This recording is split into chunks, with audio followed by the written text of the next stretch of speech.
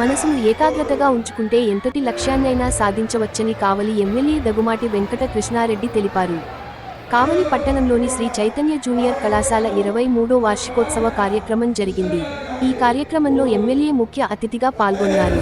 ముందుగా గాంధీ చిత్రపటానికి పూలమాల వేసి ఎమ్మెల్యే నివాళులర్పించారు. అనంతరం ఎమ్మెల్యే మాట్లాడుతూ విద్యార్థులు తమ లోపాలను సరిదిద్దుకొని కష్టాన్ని ఇష్టంగా మార్చుకుంటే జీవితం సుఖమయం అవుతుందని తెలిపారు. పరిపక్వానికి పరిపక్వతకు మధ్య ఉన్న దశ ఇంటర్మీడియట్ దశ అని, చాలా జాగ్రత్తగా ఉండాలని తెలిపారు. ఇంకో 7 సంవత్సరాలు కష్టపడి చదివితే జీవితాంతం ఆనందంగా ఉండవచ్చు అని తెలిపారు.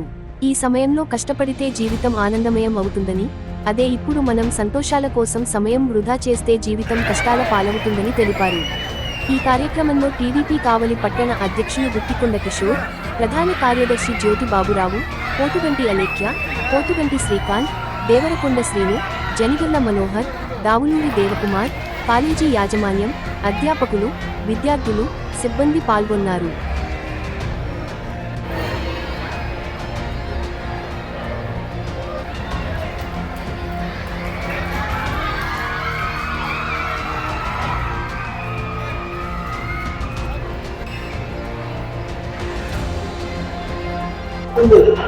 అదే ఇప్పుడు కష్టం.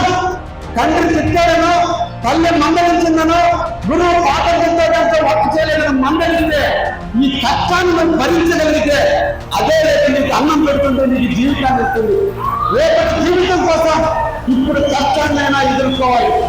అందుకే మీ అందరూ కూడా తెలుగుతున్నా, మనం పుడితే మన తల్లిదండ్రులు ముద్దాడుతున్నారు, మనకన్నీ అందంగా అలంకరిస్తున్నారు, మంచి బట్టలు ఇచ్చి స్కూల్లో పంపుతున్నారు.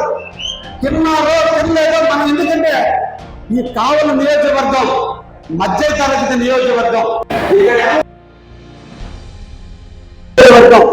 ముఖ్యంగా వ్యవసాయదారుల నుండి ఆధారపడ్డ నియోజకవర్గం, కూలీ నాలి చేసుకుని జీవించేటువంటి కుటుంబాలు నివసించే నియోజకవర్గం ఈ కావలి నియోజకవర్గం.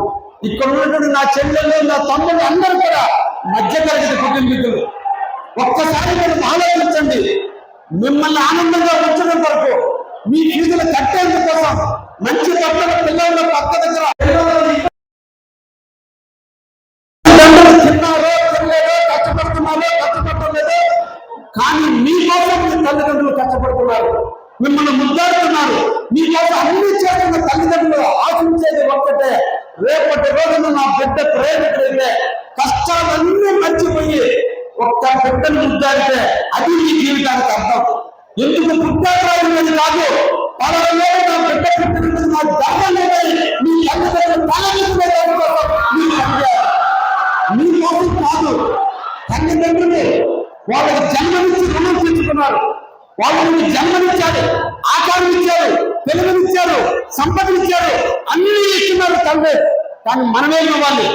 పక్కింటోడి దగ్గర మీ తండ్రి తలెత్తుకోవాలి. నా బిడ్డ మంచి మార్కులు వస్తున్నాయి, నా బిడ్డ ప్రయోజకలేదు, ఈరోజు నా బిడ్డ నన్ను ముద్దాడుతున్నాడు, నా బిడ్డ నన్ను వాళ్ళ పుస్తకంగా ఎక్కువగా చూసుకుంటున్నాడని చెప్పి మీ తల్లిదండ్రులు ఆనందించలేదే మన జీవితానికి సార్థకత ఉంటుంది. అది రావాలంటే ఇప్పుడు మీరు కష్టాన్ని ఎదుర్కోవాలి. ఈ కష్టం మిమ్మల్ని విజయానికి దారి చేస్తుంది.